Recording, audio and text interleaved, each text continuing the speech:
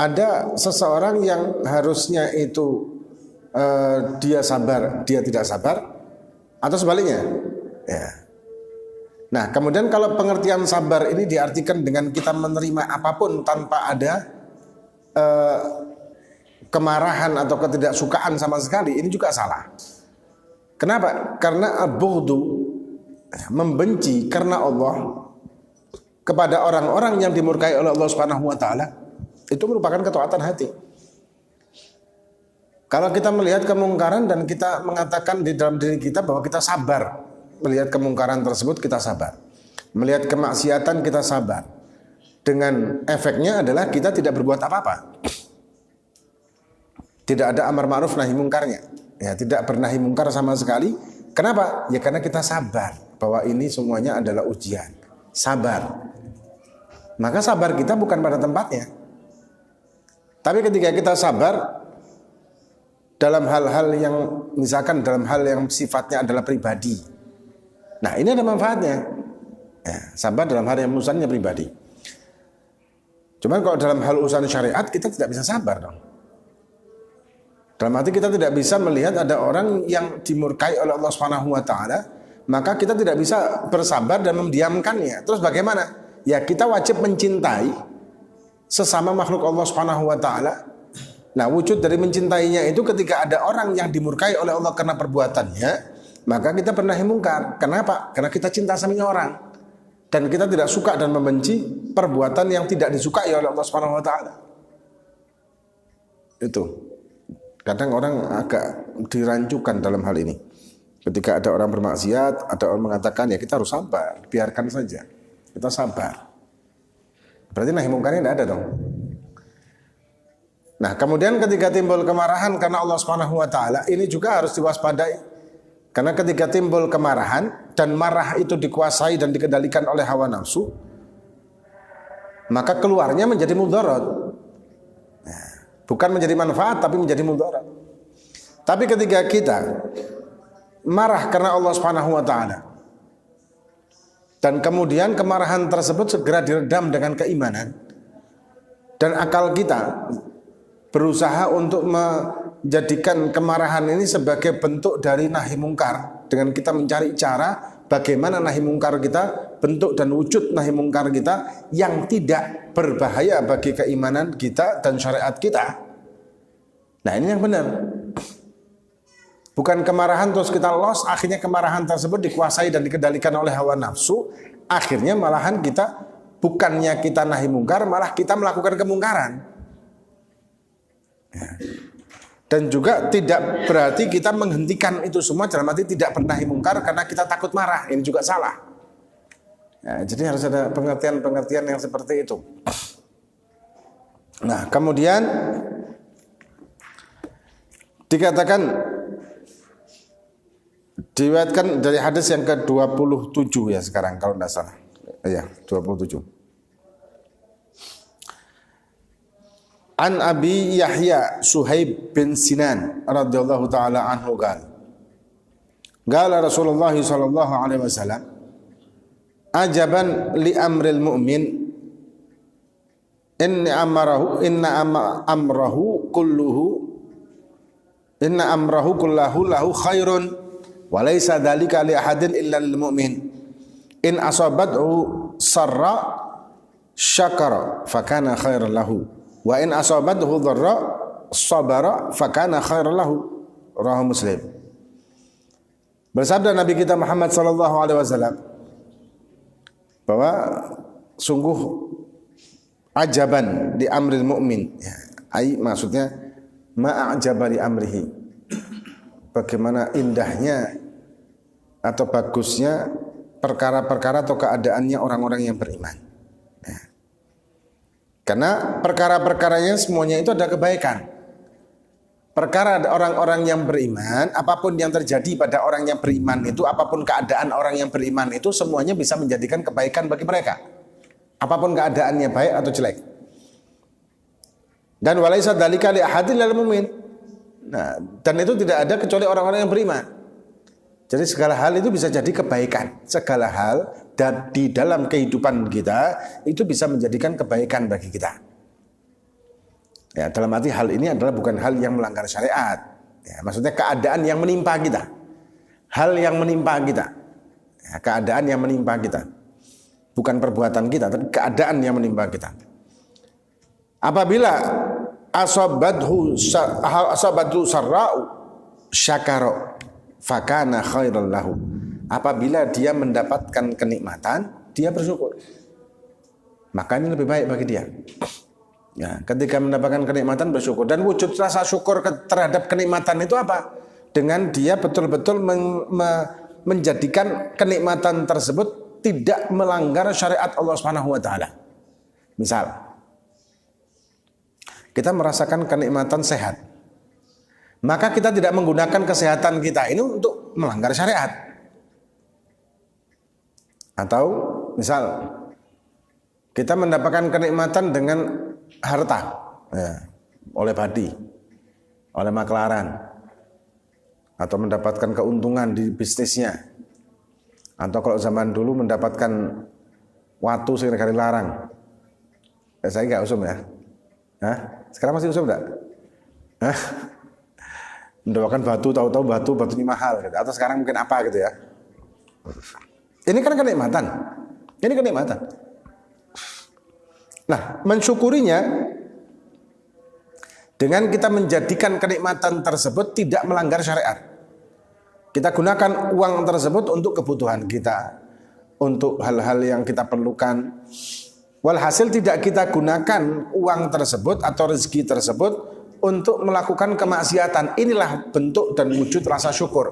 Kita gunakan untuk kewajiban dan keperluan, dan kita juga gunakan untuk di jalan Allah. Kita sedekah, kita mungkin wakaf, atau mungkin kita bantu anak yatim, atau mungkin kita walhasil mengeluarkan hartanya itu untuk di jalan Allah. Di samping dia mengeluarkan kewajiban dan juga dia simpan untuk tabungannya dia.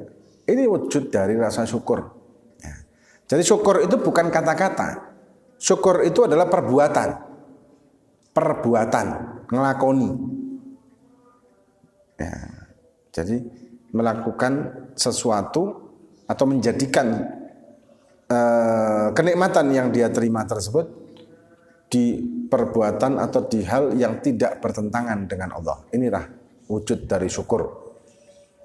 Dan ketika kita pandai-pandai bersyukur, maka Allah akan menambah. La in syakartum la azidannakum. Tapi kalau sebaliknya kita tidak pandai bersyukur. Kalau kafartum di sini dalam artian bukan kufur akidah, tapi kufur nikmat, menentang. Makna kafir itu sebetulnya kan menentang loh. Menentang, kafir menentang. Dan itu sebetulnya bukan permasalahan kalau kita mengatakan bahwa ada orang yang di luar Islam adalah kafir, kan juga tidak ada masalah sebetulnya sih. Harusnya tidak ada yang marah kalau hal yang seperti ini. Itu kan hal yang normal. Maksudnya apa? Ya semua agama pasti mempunyai istilah bagi orang yang tidak di agama mereka kan. Semua agama pasti punya istilah bagi orang yang bukan pengikutnya. Dengan nama-nama yang berbeda-beda. Lah kita namanya kafir. Kafir maknanya apa? Menentang. Menentang adanya Allah, menentang adanya Kanjeng Nabi. Ya sebenarnya tidak ada masalah. Bukan terus ini hal yang buruk ya, bukan hal yang jelek. Nah, sampai-sampai banyak protes yang seperti itu. Ya. Padahal di dalam Al-Quran sendiri ada surat Al-Kafirun. Ada diganti lah lucu. Qul ya ayyuhal. Walhasil. Nah, makna kufur di sini juga bukan makna kufur akidah, bukan kafir akidah, tapi maknanya adalah kufur nikmat. Ini pun dinamakan kafir. Walaupun bukan pengertian kafir akidah. Allah mengatakan kafartum. Ya, kafartum. Kafartum di sini kembalinya ke maksudnya adalah kufurnya kufur nikmat. Kalau mengkufuri nikmat, menentang adanya kenikmatan itu dengan dia tidak mensyukuri kenikmatan itu, gitu loh maksudnya. Maka Allah akan menghukumnya dengan hukuman-hukuman yang pedih. Nah, kemudian ada orang pertanyaan, kalau misalkan orang itu punya rezeki dan dia melakukan kemaksiatan, kenapa rezekinya kok tidak pernah berkurang atau hilang? Jangan kira orang yang penuh dengan gelimangan harta, tapi dia melakukan kemaksiatan, kemungkaran dan menjauh dari Allah Subhanahu wa taala adalah orang yang bahagia. Muslim ya, adalah orang yang bahagia. Kebahagiaan itu bukan bentuk, tapi kebahagiaan itu adalah rasa.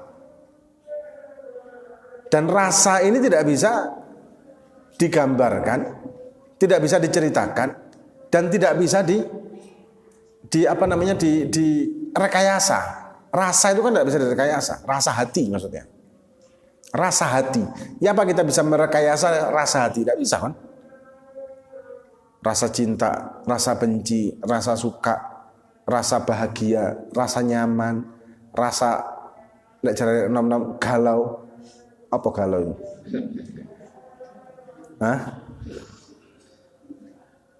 Rasa macam-macam walhasil. Ini semuanya kan rasa, dan itu sesuatu yang abstrak. Nah, ketika ada orang yang menentang Allah Subhanahu wa taala, orang yang kufur nikmat, maka orang ini walaupun dia bergelimangan dengan dunia, bergelimangan dengan rezeknya Allah Subhanahu wa taala, tapi rasa yang dia ada di dalam jiwanya itu tidak akan menjadikan kebahagiaan di hati. Yang ada adalah sumpek, stres lah, inilah, kehidupan ini gak jelas, bahkan sampai bingung, aku iki urip iki lapo? Tujuanku urip iki opo? Bingung. Ya karena gak jelas semuanya itu. Kan banyak orang-orang seperti itu kan banyak, gak jelas. Hingga akhirnya pelarian. Pelariannya apa? Ya macam-macam. Ya minum lah, narkoba lah, dunia malam lah, segala macam. Cari apa? Cari refreshing. Padahal dunia dia punya. Kenapa harus mencari refreshing lagi? Ya karena rasa di hatinya tadi itu yang tidak dia dapatkan. Hingga dia berusaha untuk mencari rasa itu di perbuatan-perbuatan yang mengikuti hawa nafsunya dia. Namanya hawa nafsu, ngikutnya ke hal-hal yang berkaitan dengan kemaksiatan pastinya. Yang bahkan ternyata di situ dia juga tidak mendapatkan rasa yang dia inginkan. Kenapa ini semuanya? Ya kembali lagi, Allah yang menciptakan hati, Allah yang menciptakan bolak-baliknya hati, mugallibal qulub. Ya, Allah yang yugallib, yang membolak-balikkan hati. Hati senang, sumpah, stres, bahagia, cinta, benci, marah dan lain sebagainya. Ini Allah yang menentukan semuanya. Dan kalau kita menjauh dari Allah Subhanahu wa taala, maka Allah akan memberikan kepada kita hati yang tidak karuan. Hati yang jauh dari kebahagiaan. Hati yang sumpekan, hati yang tidak jelas, hati yang bingung, hati yang iki apa sih? Hidup ini ngapain sih? Buat apa saya hidup? Apa yang harus saya kejar? Bingung. Karena kemaksiatannya. Nah, kemudian kembali lagi ke hadis. Jadi kalau dia mendapatkan kenikmatan, dia bersyukur, maka itu yang lebih baik. Ya, lebih utama dan lebih baik. Dengan kenikmatan dan dia bersyukur atas kenikmatan tersebut. Kemudian wa in asabathu dharra sabara fakana khairal lahu. Kalau dia tertimpa penderitaan, tertimpa musibah dengan sakit, dengan dia mungkin kena bangkrut mungkin atau bagaimanalah. Walhasil ketika orang tersebut mendapatkan musibah, Allah memberikan bala musibah ujian, tapi sabaro ini orang, sabar ini orang, fakana khairan lahu, maka ini adalah yang lebih baik bagi dia. Ketika Allah memberikan ujian kepada kita dengan keadaan-keadaan yang kita mendapatkannya dari Allah Subhanahu wa taala dan kita sabar, maka Allah akan menaikkan kedudukan kita. Dan ini membersihkan hati kita, membersihkan diri kita, dan membersihkan dari dosa-dosa kita. Kalau kita sabar dan terima. Nah, sabar menjadikan ketawakalan. Ada pertanyaan, kalau gitu kita tidak boleh berikhtiar untuk menghindar dari apa yang dicobakan oleh Allah kepada kita. Contoh, kita sakit, ya. Sakit yang parah lah, sakit parah. Sakit apa gitu ya. Maka kita tidak boleh untuk mencari jalan keluar dari sakit tersebut. Kenapa? Karena kita wajib untuk sabar dan tawakal kepada Allah Subhanahu wa taala. Ini pengertian yang salah. Ini pengertian keliru. Ya. Antara tawakal dengan putus asa, kadang-kadang orang tidak bisa membedakan. Mana itu tawakal, mana itu ngambul putus asa. Kalau orang tersebut tertimpa musibah dari Allah Subhanahu wa taala, maka Allah memberikan dia untuk kesempatan untuk bangkit. Walaupun sebetulnya kebangkitnya dia dan ikhtiarnya dia sudah menentukan, merupakan ketentuan Allah kan, cuma kita kan tidak tahu. Nah, ikhtiarnya kita tersebut dengan rasa sabar berbeda dengan ikhtiarnya kita dengan rasa marah. Orang kalau tertimpa musibah dan dia marah terhadap musibah tersebut, maka dia berikhtiar keluar dari permasalahan itu dengan kemarahan. Nah, kalau kemarahan yang menjadi pemicunya, otomatis dia melakukan perbuatan-perbuatan yang justru menjadikan dia tambah menjauh dari Allah Subhanahu wa taala. Bangkrut, tidak punya uang, marah dengan keadaan tidak punya uangnya. Akhirnya dengan kemarahan tersebut berusaha mencari jalan keluar. Apa? Golek sugihan. Coba beli judi, beli nomor. Kalau dia punya jabatan dan punya kesempatan, coba korupsi. Ini wujud dari kemarahan kan? Wujud dari kemarahannya dia. Bukannya dia sabar. Nah, kalau ikhtiarnya bangkit dari kesabaran, dia dapat musibah, bangkrut, alhamdulillah, berarti ini Allah mengingatkan saya. Jadi dia melihat kesalahan itu pada dirinya. Dan memang tidak akan Allah itu memberikan ujian kepada kita kecuali semuanya ada hikmahnya. Dan peringatan dari Allah Subhanahu wa taala. Allah tidak zalim, kitalah yang zalim. Allah itu Maha Rahman dan Rahim, Maha Pengasih dan Penyayang. Kalau Allah tidak punya rasa pengasih dan penyayang, maka habis sudah manusia dan makhluk, bukan cuma manusia ya, makhluknya Allah Subhanahu wa taala di atas alam semesta ini. Ya, habis sudah dengan pelanggaran yang dilakukan, dengan kemaksiatan yang dilakukan. Nah, kembali lagi, kalau orang itu sabar dan merasa bahwa ini adalah ujian dan ini adalah salah kita dan ini adalah peringatan dari Allah supaya kita mengingat Allah, supaya kita introspeksi diri kita nyari kesalahan di diri kita, pasti ada kesalahan tersebut. Nah, kalau dia sabar seperti itu, maka dia bangkit untuk berikhtiar dengan kesabaran. Otomatis kalau dia bangkitnya dari kemarahan itu dengan kesabaran, bangkitnya keterpurukan atau ke ujian musibah dari Allah, bangkitnya dia ikhtiarnya itu dilandasi dengan kesabaran bukan kemarahan, maka ikhtiarnya di jalan yang diridhai oleh Allah, mayoritas seperti itu. Dengan dia berusaha nyari kerja yang halal, dia berusaha untuk ikhtiar, berusaha nyari rezeki yang diridhai sama Allah, caranya, sistem yang jelas, kehalalannya. Ya, di samping dia tetap doa, mendekatkan diri dengan sholawat, mendekatkan diri dengan doa kepada Allah Subhanahu wa taala. Ini wujud dari kesabaran. Ikhtiarnya dengan kesabaran. Nah, sekarang kalau misalkan ada orang yang kena musibah tapi dia tidak mau berikhtiar, itu bisa jadi orang ini marah malahan, bukan sabar. Wes sampean bangkrut nggih. Terus sampean gak ikhtiar. Sudah wis. Berarti niki sampun takdir kula bangkrut nggih pun ngeten mawon. Kula pasrah pun. Nah, ini kalau diselidiki lagi, orang ini berbuat seperti itu karena sabar atau karena marah? Kebanyakan karena marah. Karena marah terus putus asa. Ya. Kayak ada ibu-ibu misalkan masak gak tadi, akhirnya gak kamu masak kan, tak mau belajar lagi. Betul nggak? Terus gak masak-masakan, iki online, bojone bangkrut online terus. Nah, kenapa? Ya wis nggak usah belajar masak. Ini kan karena wujud dari kemarahan kan. Masak gagal. Apalagi sekarang musim-musim daging kambing, daging sapi kan masaknya otomatis agak berbeda. Harus butuh penanganan khusus kan.